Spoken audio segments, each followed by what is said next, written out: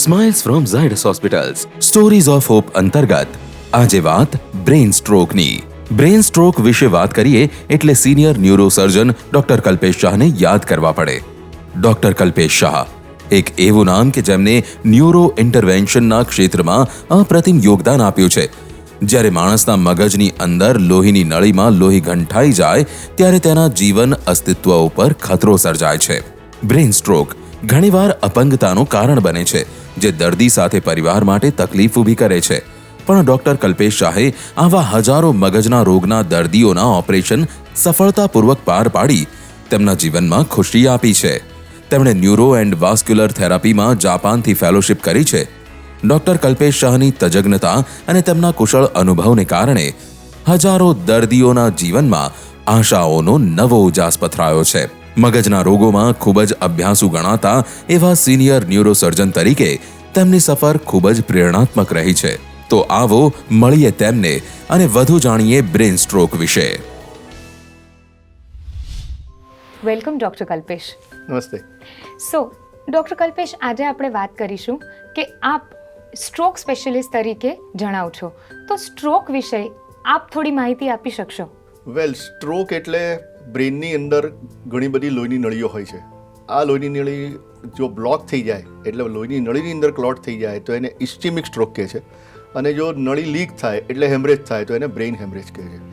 એટલે આ સ્ટ્રોક છે એ બંને રીતે થઈ શકે છે. લોહી જામી જાય, લોહી નળીમાં લોહી જામી જાય તો પણ સ્ટ્રોક થાય છે, જેમાં બ્રેઇનની અંદર લોહીનો પ્રવાહ બંધ થઈ જાય, ન્યુરોન સુકાઈ જાય, ન્યુરોન ડેડ થઈ જાય. અને એની સામે બીજું છે કે લોહીની નળીની લીકેજ થાય તો બ્લડ છે કેટલા ફોર્સથી બહાર આવે એ આપણે જાણી શકીએ છીએ કે બ્લડ પ્રેશર 150, 160, 200 સુધી પહોંચે. એટલા ફોર્સથી બ્લડ છે એ લોહી નળીમાંથી બહાર આવે અને બ્રેઇનની અંદર એક ફ્લડ જેવું આવી જાય અને ન્યુરોન્સને બ્રેક કરી કાઢે.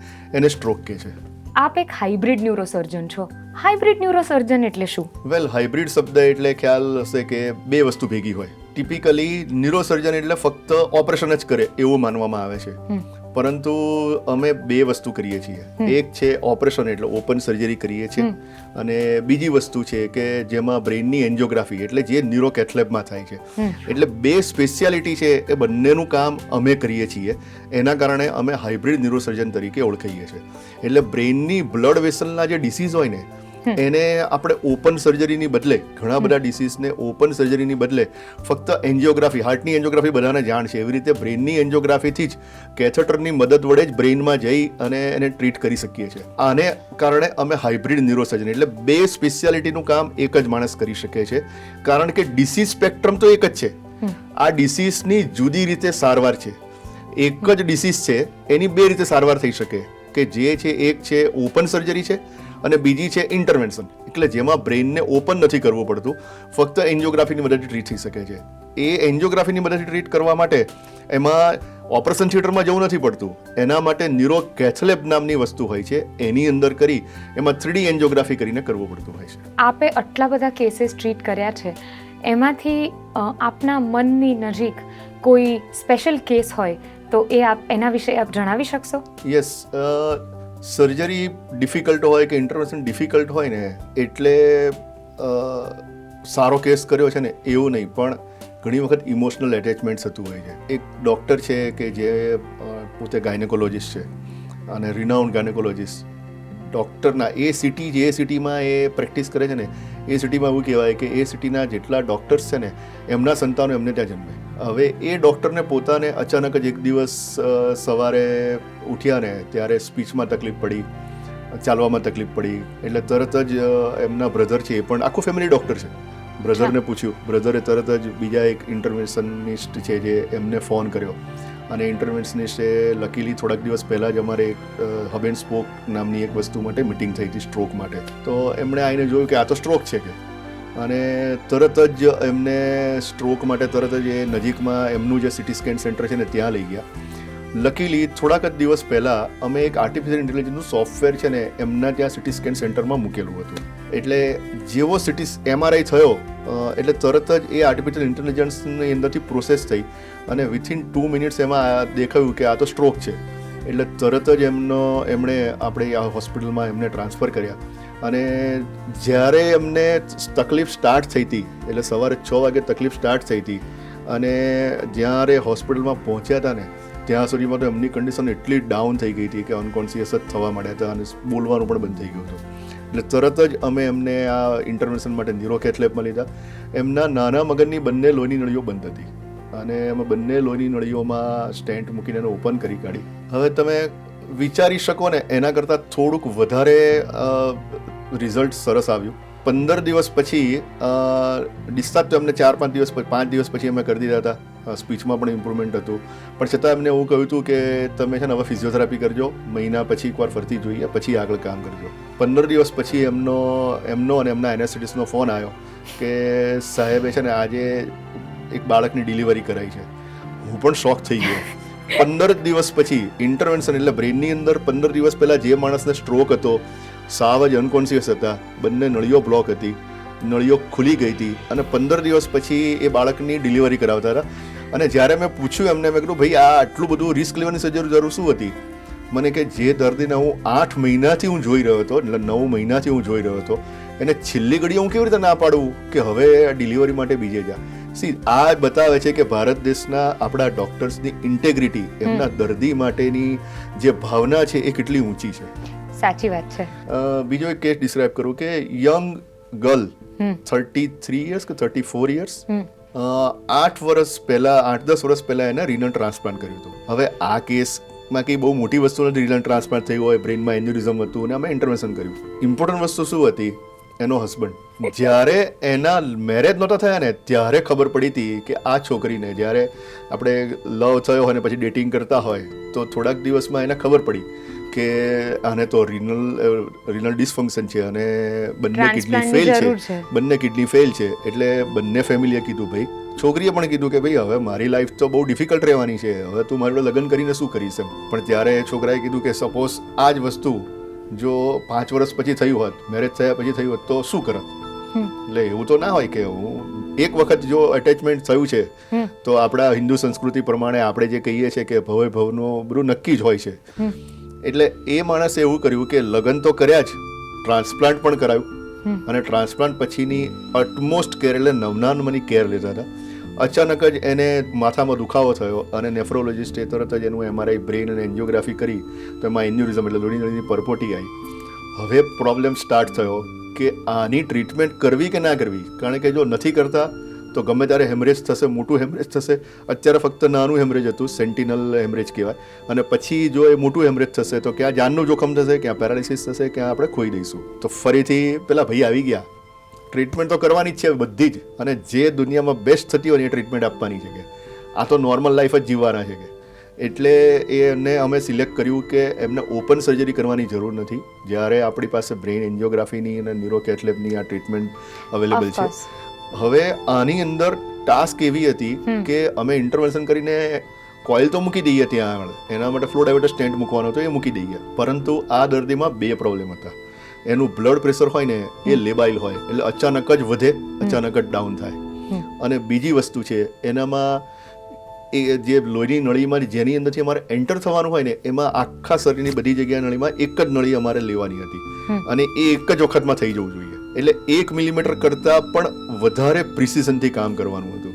ત્યારે આના માટે અમારી પાસે બેસ્ટ શું થઈ શકે તો અમારા એનેસ્થેટિસ્ટ ડૉક્ટર મિતા અગ્રવાલા કરીને અમારા જે એનેસ્થેટિસ્ટ છે, જે she is a senior most anaesthetist in our hospital, એમણે આ ટાસ્ક હાથમાં લીધી અને આર્ટરિયલ લાઇન લેવાની, ફિમોરલ લાઇન લેવાની, અને ડ્યુરિંગ પ્રોસિજર જો બ્લડ પ્રેશર કેટલા કરતાં વધી જાય તો અમે જ્યારે વાયર લઈને અંદર જતા હોય ને ત્યારે એમાં રપ્ચર થવાનો ચાન્સ રહે, અચાનક જ ફૂટી જાય તો.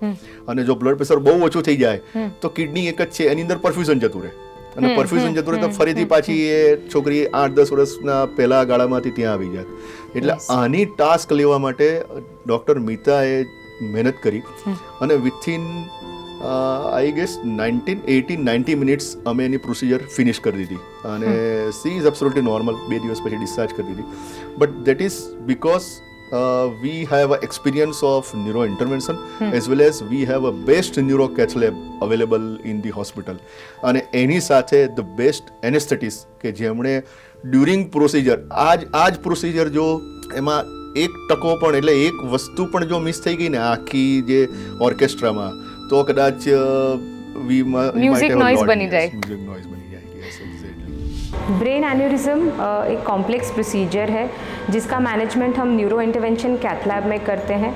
आम तौर पे इन मरीज़ों को हम पूरा बेहोश कर देते हैं, जिसमें से सबसे महत्वपूर्ण जो बात होती है वो ब्लड प्रेशर या रक्तचाप मैनेजमेंट के लिए होता है। ब्लड प्रेशर या रक्तचाप जो है एक रेंज में रखना आवश्यक होता है। हमारे लिए एनेस्थीसिया का जो चैलेंज होता है वो पेशेंट को इस प्रोसीजर में कंफर्टेबल रखना, सेफली ये प्रोसीजर पूर्ण करवाना ज़रूરી હોતા है।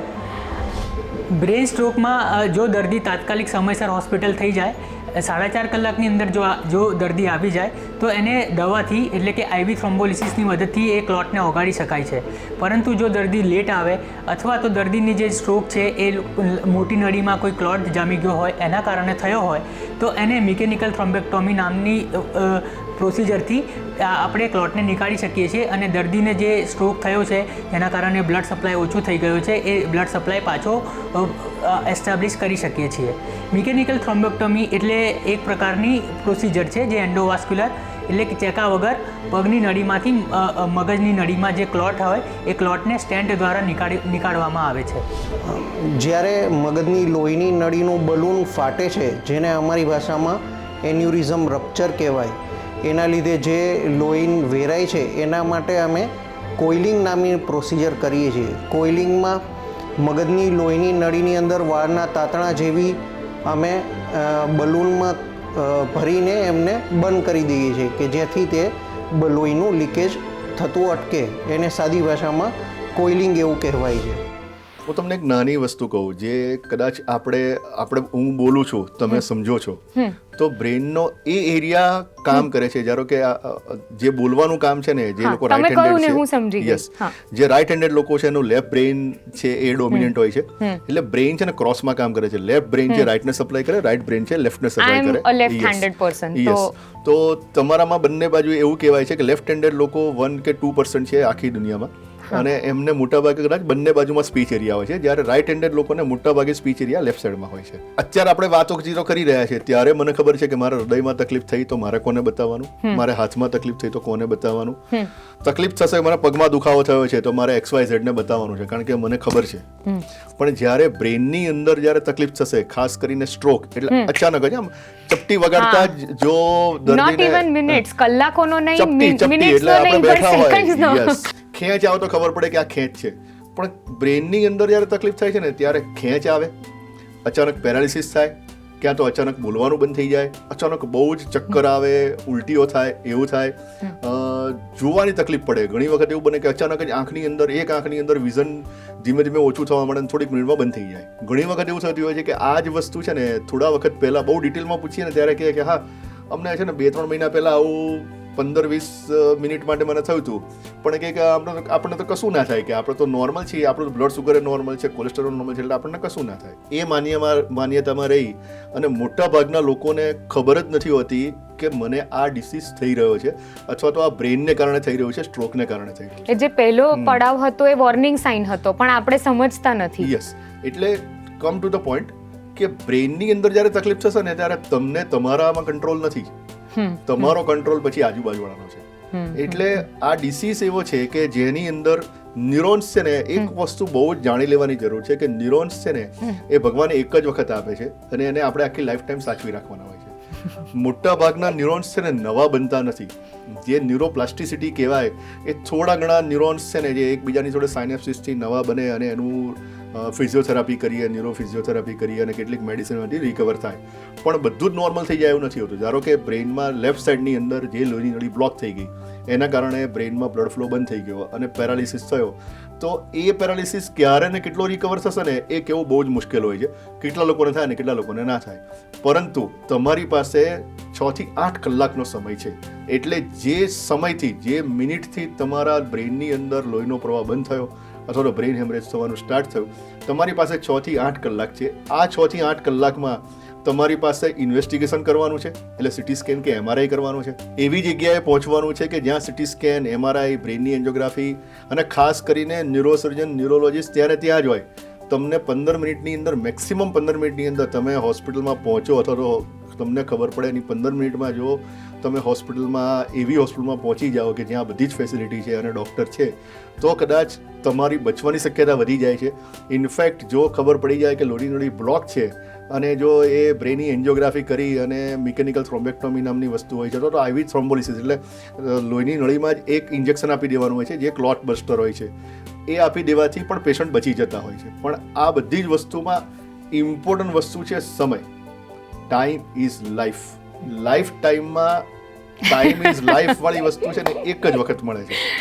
અને એ જો આપણે સમય ગુમાવ્યો તો તમને બ્રેઇન એક વખત બંધ થયું પછી તમને બીજી વાર એનો સ્કોપ મળતો નથી, બીજી વાર તમને સમય નથી મળતો કે હવે કંઈક નવી વસ્તુ આવી. ભગવાને કહી દે કે ભાઈ હવે તું નવા જન્મમાં તને આપીશ, આ જન્મમાં તો ફેક્ટરી સેટિંગ તને નહીં મળે. મને કિશોર કુમારનું ગીત યાદ આવે છે, જિંદગી કે સફર મેં ગુજર જાતે हैं जो मकाम वो फिर नहीं आते. યસ, ન્યુરોન્સનું પણ એવું જ છે. ન્યુરોન્સ બહુ અઘરા, ન્યુરોન્સ અઘરા. મોટા ભાગના લોકો જે આપના સ્તરે પહોંચતા હોય છે એ વિશ્વમાં અલગ અલગ દેશોનું એક્સપોઝર મેળવતા જ હોય છે. તો આપની ટ્રેનિંગ કોઈ ભારત વર્ષની બહાર વિલાયતી દેશમાં થયેલી છે, અને ઇફ યસ તો કયા દેશમાં? વેલ, વિલાયતી શબ્દ તો કદાચ યુરોપ માટે કે અમેરિકા માટે વપરાય છે, પણ હું જાપાન ગયો હતો. વેલ, જાપાન મેં એટલા માટે સિલેક્ટ કર્યું હતું કે ત્યાં આગળ એ વખતે 2013માં અરાઉન્ડ 9,000 ન્યુરોસર્જન્સ હતા. એમાંના 50-60% લોકો રિસર્ચમાં પણ હતા. એટલે એ દેશની અંદર જ્યારે બ્લડ વેસલના ડિસીઝ આટલા બધા વધારે છે છતાં પણ એમનો એવરેજ લાઈફ સ્પાન છે 85 યર્સ છે. એટલે આપણે સમજી શકીએ છીએ કે ડિસીઝને કોન્કર કરવા માટે એ લોકો કેટલી મહેનત કરે છે, કેટલી ટેકનોલોજી યુઝ કરે છે, ડિસીઝ માટે એમનું નોલેજ કેટલું બધું ઇવોલ્યુટ કર્યું છે. ત્યાં આગળ જે સિસ્ટમ હતી અથવા તો જે ટેકનોલોજી હતી એ જ ટેકનોલોજીને એ જ સિસ્ટમ આપણે ઝાયડસ હોસ્પિટલમાં ઇમ્પ્લિમેન્ટ કરી. અને 2011-12 પહેલાં કદાચ તમે સાંભળ્યું હશે કે કોઈને પણ કંઈક બ્રેનનો બ્લડ વેસલનો ડિસીઝ થાય કે બ્રેન ટ્યુમર થાય તો દોડીને એમને બીજા રાજ્યમાં જવું પડતું હતું, મુંબઈ જવું પડે કે દિલ્હી જવું પડે. છેલ્લા 8-10 વર્ષની અંદર તમે આ સાંભળવાનું હવે ઓછું થઈ ગયું હશે. ઇનફેક્ટ રિવર્સ ફ્લો થયો છે, કેટલાક બીજા જગ્યાએથી આપણે ત્યાં આવે છે. That is because we have skill and we have technology. એઆઈની નો જે આઈડિયા છે એ આપની પાસે કઈ રીતે આવ્યો, એનું ઇન્સ્પિરેશન શું હતું અને એની ચેલેન્જીસ કઈ હતી, એના વિશે થોડી માહિતી આપી શકશો? મોટાભાગે એવું થતું હતું કે સ્ટ્રોકના પેશન્ટ છે ને, જે સિટી આપણા અમદાવાદ સિટીની અંદર આજુબાજુમાં રહેતા હોય એનાથી થોડેક દૂરથી આવતા હતા ને, એ મોટાભાગના લોકો છે ને એ સમય વીતી જાય, ગોલ્ડન વિન્ડો પીરિયડ વીતી જાય ને પછી જ આવતા હતા. અને એને કારણે એ ફક્ત અમારી સાથે નહીં, અમારા ઘણા બધા કલીગ્સ જોડે ડિસ્કસ કરતા હોય તો દરેક જણને એવું જ હતું કે આ જો ટાઈમસર આવ્યા હોત તો અમે કર્યું હોત, પણ ટાઈમસર પહોંચતા નથી. આપણે હંમેશા પ્રોબ્લેમ ડિસ્કસ કરીએ પણ સોલ્યુશન શું છે ને એ આપણે હાથમાં હોવા છતાંય આપણે જાણતા નથી હોતા. એટલે જ્યારે અમારા હોસ્પિટલના CEO સાથે મનોમંથન કર્યું અને બહુ જ બધું ડિસ્કશન કર્યું ત્યારે અમને થોડુંક અંદાજો આવ્યો કે જે વસ્તુમાં આપણી સ્ટ્રેન્થ ઓછી છે એમાં જો આપણે ટેકનોલોજી યુઝ કરીએ, એટલે વિચાર આવ્યો કે આર્ટિફિશિયલ ઇન્ટેલિજન્સને એવા કોઈ સોફ્ટવેર બની શકે કે જે સિટી સ્કેન સેન્ટરમાં આપણે ડિપ્લોય કરી શકીએ. પ્રોબ્લેમ આઈડેન્ટિફાઈ કર્યા હતા. એક છે અવેરનેસનો પ્રોબ્લેમ છે, બીજો છે કે રિપોર્ટિંગ ટાઈમ થાય એનો પ્રોબ્લેમ છે, ત્રીજો પ્રોબ્લેમ આવે છે કે પેશન્ટને ટ્રીટમેન્ટ શું આપવી એનું ડિસિઝન લેવાનું છે, અને ચોથો પ્રોબ્લેમ છે કે એમાં એ ટ્રીટમેન્ટ ક્યાં લઈ શકાય. એટલે આ ચારે પ્રોબ્લેમનું નિરાકરણ લાવવા માટે છે ને દરેક લૂપહોલ્સ છે ને એને અમે એક કરતાં એક ક્લોઝ કરતા ગયા. એમાં સિટી સ્કેનનો ટાઈમ, સિટી સ્કેન થયા પછી એનો રિપોર્ટિંગનો ટાઈમ અને એની ઇન્ફોર્મેશન છે જે ડૉક્ટર ટ્રીટિંગ કરતા હોય ત્યાં સુધી પહોંચતી નથી અને પહોંચે ત્યારે સમય નીકળી ગયો હોય છે. આને બ્રીચ કરવા માટે અમે આર્ટિફિશિયલ ઇન્ટેલિજન્સનું સોફ્ટવેર ડેવલપ કરવાનો વિચાર કર્યો અને પછી કેટલાક લોકો જોડે ડિસ્કશન કર્યું અને તો they inspired by the our thoughts અને પછી એ ડેવલપ કરી અને અત્યારે અમે આ સ્પોક સેન્ટરની અંદર આ આર્ટિફિશિયલ ઇન્ટેલિજન્સ સોફ્ટવેર છે ઇન્સ્ટોલ કર્યું છે. આપે ન્યુરો સર્જરીમાં સ્ટ્રોક સિવાયનું પણ એક અલગ પ્રોફાઇલમાં ઘણું બધું કામ કર્યું છે, એ છે ગનશોટ વૂન્ડ્સ. અને જ્યારે મેં આપની પ્રોફાઇલમાં એ જાણ્યું હતું કે ગુજરાત રાજ્યના ગનશોટ વૂન્ડ્સ એટલે કે માથામાં કોઈને ગોળી વાગી હોય એની સારવારના મેક્સિમમ કેસીસ આપે કર્યા છે, ત્યારે મને ખૂબ આશ્ચર્ય થયું હતું. આના વિશે આપ થોડું કહી શકશો? ગનશોટ વૂન્ડથી ગભરાવાની જરૂર નથી. જો દર્દી આપણે ત્યાં હોસ્પિટલ સુધી પહોંચ્યા છે તો હવે એમાં સારું થવાની શક્યતા ઘણી બધી રહે છે, કારણ કે બુલેટ ઇટસેલ્ફ છે ને એને કાઢી નાખવો તો નોર્મલ થઈ જાય એવું નથી, પણ બુલેટ જે પાથમાં ગયું હોય એ જો સાયલેન્ટ એરિયા છે બ્રેનનો, તો કદાચ એની અંદર જે હેમરેજ થયું છે અથવા તો નેક્રોસિસ થયું છે અથવા તો જે ફ્રેક્ચર થયું હોય એને ઓપરેટ કરો અને પછી એને એક હેડ ઇન્જરી તરીકે જ તમારે ટ્રીટ કરવાનું હોય છે. એટલે એને આપણે સારી રીતે ટ્રીટ કરી શકીએ છીએ. જે દર્દીને ગનશોટ વુન્ડને કારણે અચાનક જ પ્રેશર વધી જવાથી હર્નિએશન થઈને એટલે બ્રેન આખું બંધ થઈ ગયું છે એને ટ્રીટમેન્ટ ના થઈ શકે, પણ મોટાભાગના કેસની અંદર એવું નથી હોતું. મોટાભાગના કેસની અંદર જો દર્દી હોસ્પિટલ સુધી પહોંચે છે તો એને સારી રીતે ટ્રીટ કરી શકાય છે. થોડીક કન્સિક્વન્સીસ રહેતી હોય છે, ખાસ કરીને જો મોટર એરિયા હોય અથવા સ્પીચ એરિયાની અંદર ઇન્જરી થઈ હોય તો કદાચ એને એક બાજુનો પેરાલિસિસ થઈ શકે અથવા તો બોલવાની તકલીફ થઈ શકે છે, સાંભળવાની તકલીફ થઈ શકે છે, વિઝનની તકલીફ થઈ શકે છે, પરંતુ બચવાની શક્યતા ઘણી બધી હોય છે. ડૉક્ટર કલ્પેશ, હમણાં મેં મીડિયામાં એક બહુ જ સરસ વસ્તુ જોઈ, જે જોયા પછી મને ભારતીય હોવા ઉપર ખૂબ ગર્વ થયો, અને એ હતું કે જર્મન મિનિસ્ટ્રી અહીંયા આવી હતી અને આપની સાથે એમનું એક મીટિંગ થઈ હતી અને આપે એમને એક પ્રેઝન્ટેશન આપેલું. ડૉક્ટર કલ્પેશ, એનો અનુભવ કેવો રહ્યો? જર્મનીનું જે ડેલિગેશન છે એમના હેલ્થ મિનિસ્ટર જે આવવાના હતા, વેરી ફેમસ પર્સન, અને જેમણે કોવિડમાં બહુ મોટું કામ કર્યું હતું, અને યુરોપમાં સૌથી પહેલું જો બહાર આવનાર દેશ હતો ને તો એ જર્મની. ઝાયડસ હોસ્પિટલ શું છે અને આમાં અમદાવાદમાં આવ્યા પછી મારે અમદાવાદમાંથી શું લેવાનું છે, આ એમનું થિંકિંગ એ હતું કે અમદાવાદમાં એવું સારી વસ્તુ શું છે હેલ્થ રિલેટેડ જે મારે જાણવાની જરૂર છે, એનું રિસર્ચ કર્યું અને અમને ખ્યાલ આવ્યો કે એક નવું model artificial intelligence base hub and spoke model stroke માટે ચાલુ કર્યું છે. એટલે જ્યારે એમણે એમનો એપ્રોચ કર્યો તો એના માટે એમણે એવું ત્યાંથી પહેલાં ઇન્ફોર્મેશન એવી આપી હતી કે 20 મિનિટ્સ તમને આપી શકીશું, એમાં તમારું જે છે અમને ડિસ્કસ કરજો. અને પછી એક પ્રેઝન્ટેશન ઉપર આવ્યા કે હવે હબ એન્ડ સ્પોક મોડલ છે, સ્ટ્રોક મોડલ છે, તો એમાં મારે પણ થોડુંક પ્રેઝન્ટેશન આપવાનું હતું. બિલીવ મેં 20 મિનિટનું કામ કરીને 20 મિનિટ જ પાસ કરવાની છે એવું કરીને આવ્યા હતા. 2 કલાક સુધી અમે ડિસ્કશન કર્યું. એમણે દરેક વસ્તુ પૂછી લીધી કે તમે કેવી રીતે કામ કરો છો, તમારી સિસ્ટમ શું છે અને આ સિસ્ટમના પુરાવા શું છે, એ દરેક વસ્તુ એમણે પૂછી લીધી. એટલે તમે સમજી શકો છો કે કરીને આવ્યા હતા પૂરું હોમવર્ક. અને જ્યારે એમને કેથલેબની અંદર મેં બતાવવા લઈ ગયા કે જો આ આર્ટિફિશિયલ ઇન્ટેલિજન્સ સોફ્ટવેર છે, એમાં જે દર્દીનો MRI આવ્યો હતો એને વર્ટેબ્રલ આર્ટરીમાં થ્રોમ્બોસિસ હતું, એના જે ઇમેજિંગ ફીચર્સ દેખાતા હતા, એ પછીથી હવે જુઓ અમને આ સ્ટ્રોક હતું એમાં મિકેનિકલ થ્રોમ્બેક્ટોમી કરી છે. એક સરપ્રાઇઝિંગ એમણે જે સવાલ પૂછ્યો ને એ ખરેખર જ જોરદાર હતો કે ડૉક્ટર તમે આની અંદર ફક્ત એસ્પિરેશન કેથેટર યુઝ કર્યું કે એસ્પિરેશન કેથેટરની અંદર સ્ટેન્ટ પણ યુઝ કર્યો? આ વસ્તુ તો ફક્ત ન્યુરો ઇન્ટરવેન્શન કરતા જે માણસો એને જ ખબર. અને એમણે એક વસ્તુ છે ને એક છેલ્લે કહીને ગયા ને એ બહુ જ હૃદયપૂર્વક જાણવા જેવી વસ્તુ છે. એમણે એવું કીધું કે અમારે ત્યાં પણ આ થાય છે, પણ અમારે તમારી જેમ છે ને ડેટા છે ને એ પબ્લિકલી કરવું છે. તમને કદાચ આ વસ્તુમાં છે ને ઇમ્પોર્ટન્સ તમને બહુ, એટલે હું જે કહેવા માંગુ છું ને ટેકનિકલ વસ્તુ તમને ખબર નહીં પડે, પણ થોડા વર્ષો પછી છે ને આખો જે ડેટા છે ને, આખી દુનિયાનો જે ડેટા છે ને એ ધીમે ધીમે જ્યારે સામે આવશે ને ત્યારે ખબર પડશે કે આપણે જેટલી મહેનત કરીને જે કામ કરીએ છીએ ને એ કદાચ આપણે અત્યારે પણ કહી શકીએ કે સર્વોચ્ચ શિખર પર જ છીએ.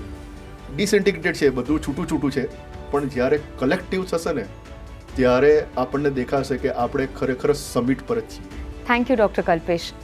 આપે ખૂબ અગત્યની માહિતી અમને આપી છે, અને જર્મનીથી લઈને જાપાન સુધી ઘણી બધી જે વિશેષ વાતો કરી એ ખૂબ એક એન્જોયેબલ એક્સપિરિયન્સ રહ્યો અને અમે ખૂબ માણી. Thank you very much. આપણે હવે મળીએ છીએ નેક્સ્ટ એપિસોડમાં એક આવી જ રોમાંચક વાત લઈને. Thank you.